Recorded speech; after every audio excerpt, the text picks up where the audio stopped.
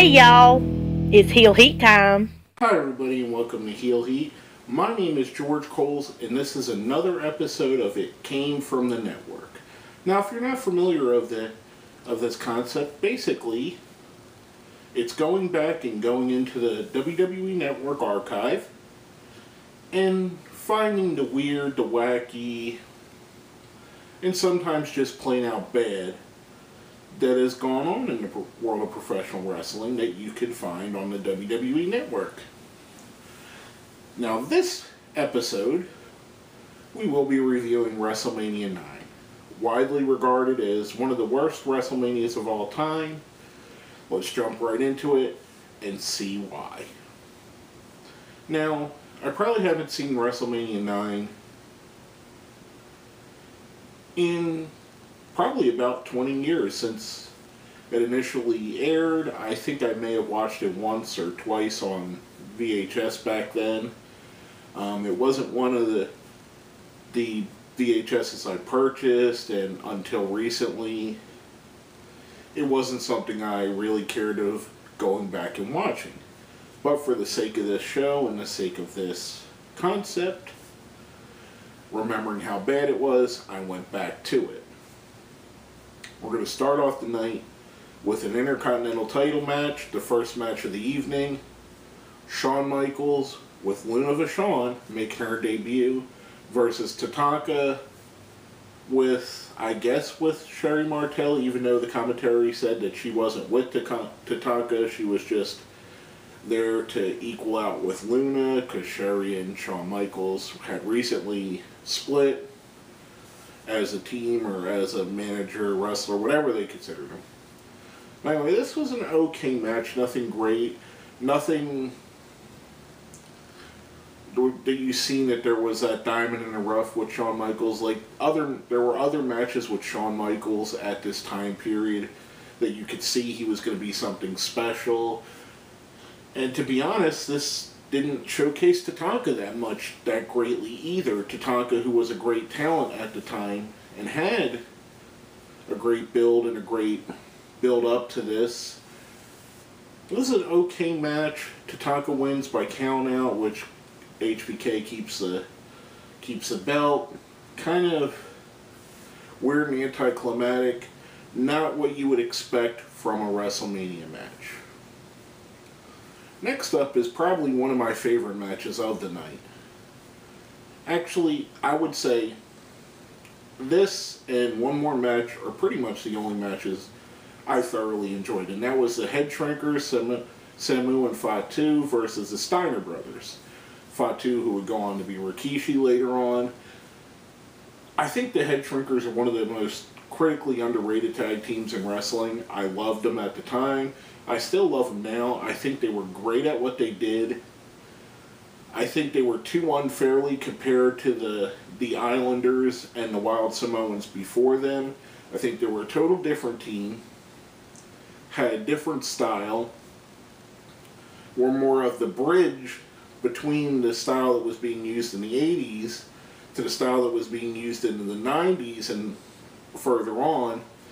I think the Head Shrinkers were one of the teams that bridged that gap and kind of helped evolve what would be wrestling. The Head Shrinkers and the Steiners both. The Steiners with their somewhat smash mouth Japanese style wrestling. The Head Shrinkers, just an amazing team that don't really get the credit they deserve.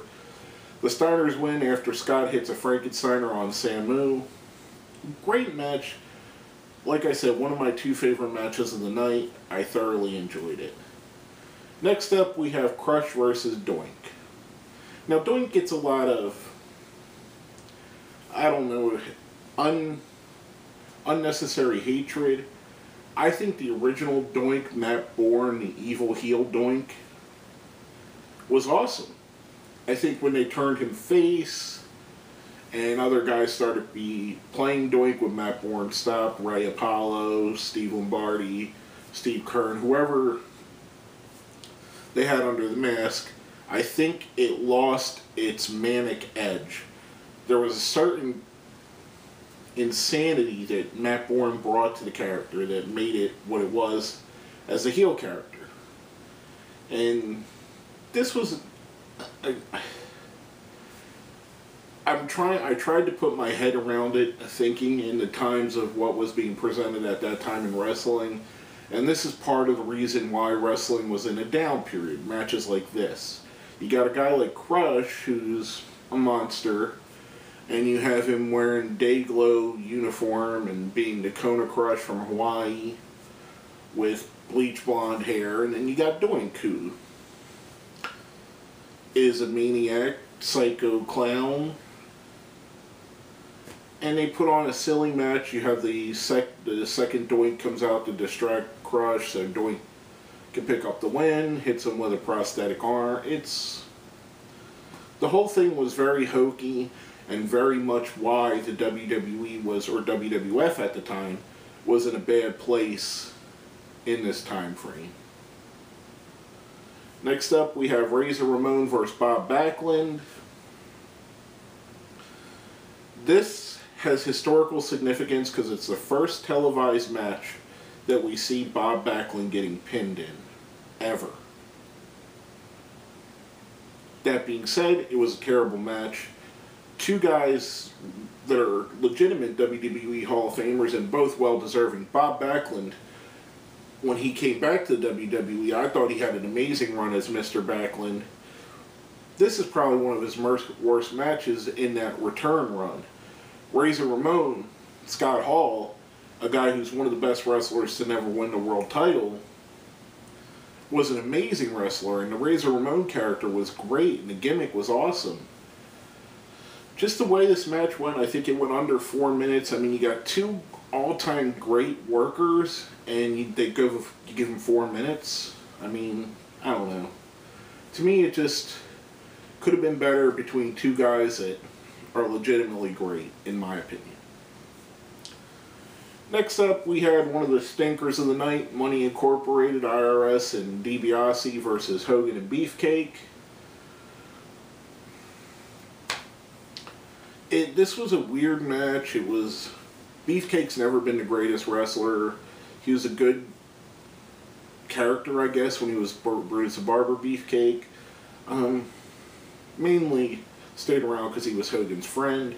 This is predicated all by they tried to injure Beefcake, who had a facial injury and had to wear a silly mask at the time. Jimmy Hart turned face because Money Inc. tried to save Beefcake from Money Inc. leading up to this match, and then during the match we see all the crap going on. We see Hogan gets Beefcake's mask, hits DiBiase, gets the pin. After the match, a second referee comes out. They reverse the decision. Hogan and Beefcake win by DQ. Just a silly, weird, again, an anticlimactic. And by this time, WrestleMania had already built up the mystique in the R. It's okay to go back to WrestleMania 1 or 2, or maybe even some of 3, and say, okay, DQs and countouts are okay, because they didn't really know how huge it would become. By the time WrestleMania 9 rolls around, WrestleMania is firmly set as the Super Bowl of wrestling. So DQs and countouts and weird schmazzes, they just leave a bad taste in your mouth watching them at the time and even now going back. And a lot of this card was just weirdness like that. Next up, we had a match. It was Lex Luger versus Mr. Perfect. This was Lex Luger in his narcissist role. Mr. Perfect as, I guess, a quasi-face. I don't really remember. I think this was his start to his face turn that led to him being an announcer. And after the match, we see the beginning of his feud with Shawn Michaels, which was a good feud for Michaels at the time. I just didn't get it. They didn't match up well. The match was clunky and odd at the time. Luger picks up the win. After the match, Luger's chasing Perfect. That's when Shawn Michaels jumps. Or Perfect's chasing Luger. Luger's the heel. That's when Shawn Michaels jumps in and attacks Perfect backstage. It's just a weird match, an out-of-place match. Much like the Razor and Backlund match, both of these guys have been better other places, in other matches. Mr. Perfect's a great wrestler. Lex Luger had his moments. He was very hot and cold. But this was a cold, very, I don't know, just anticlimactic and bad in my opinion. Next up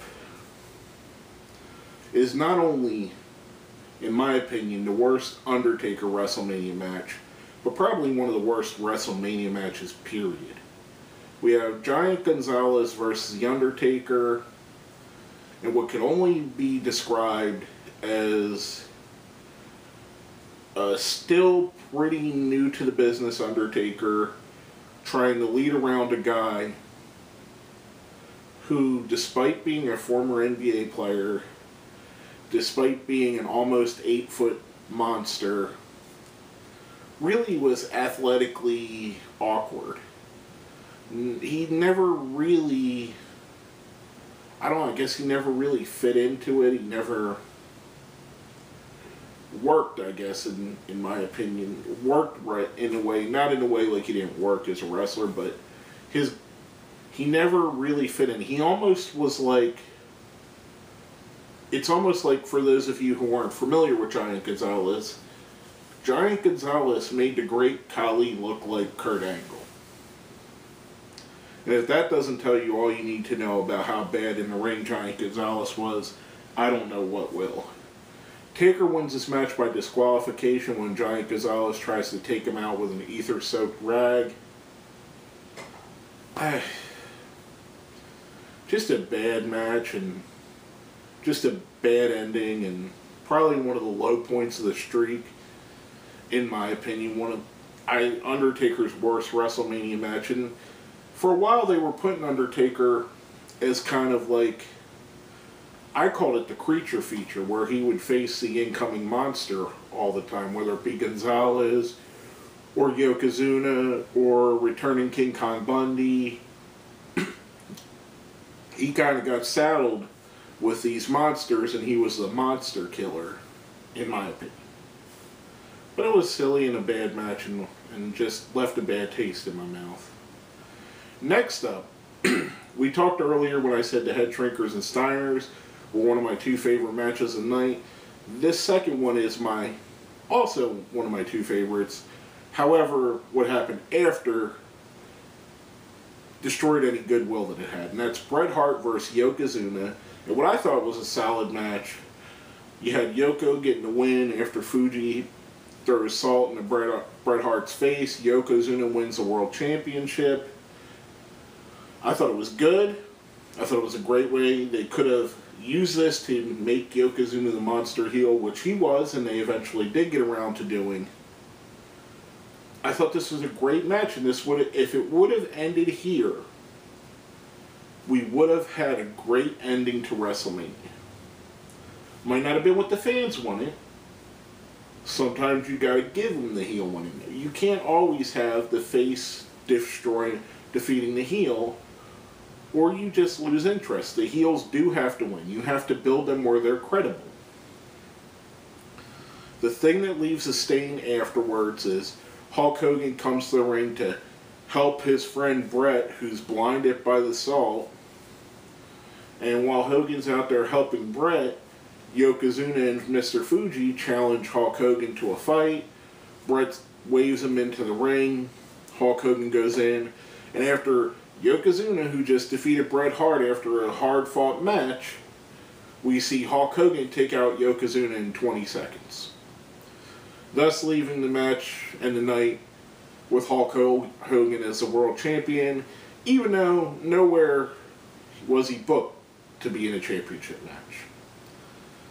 For those of you who are newer fans and hate all the Cena getting the rub stuff, Cena becoming champion, Cena being forced into the main event, just go back and look at this. And look what they used to do with Hogan, which in my opinion is worse than what they do with Cena. This was terrible, left a really bad taste in my mouth. I've never been a super huge Hogan fan. I respect everything he's done for professional wrestling. However, crap like this, it's just that. It's just crap, and it just leaves such a negative stain, and it leaves such a bad taste in people's mouths. Here you have two guys that were positioned to be the next decade of the WWE, both made look like lesser talents by Hulk Hogan. And I'm almost 100% sure it was a Hulk Hogan decision to do this. Probably Vince McMahon too, just because Vince does get scared of changing at times. But just a bad taste in the mouth.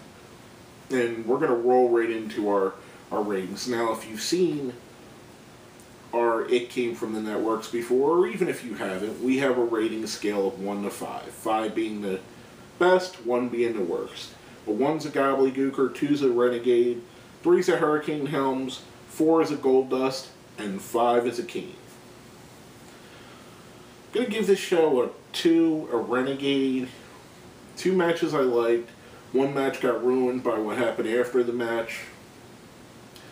Other than that, there were 2 DQ matches, 1 countout match, wonky stipulations with the doink, the double doinks, the everything like that. The whole thing just was weird. If this would have been any other pay-per-view, if this would have been an In Your House, it would have fit perfectly. But this was a WrestleMania. And at no point in the show did it feel like WrestleMania. Even WrestleMania 1, when they didn't know what WrestleMania would be, felt like it was a WrestleMania. WrestleMania 2, which is another one of the bad WrestleManias, felt like a WrestleMania. WrestleMania 27, you had even having The Miz in the World Championship in the main event of the night, the whole thing felt like WrestleMania. This felt like any other card that could have been put on any night in the WWE at the time. I don't know. I just didn't like it. I thought it was bad. Other than the 2 matches, it really didn't have any redeeming qualities for me. And I honestly don't recommend anybody watching this unless you just have to see every WrestleMania or you have to see bad wrestling. Some people do enjoy it. I guess I'm a glutton for it myself because I do these reviews. It was just bad and weird and just not deserving of being a WrestleMania. With all that being said, my name is George Coles, and this has been another episode of It Came From The Network.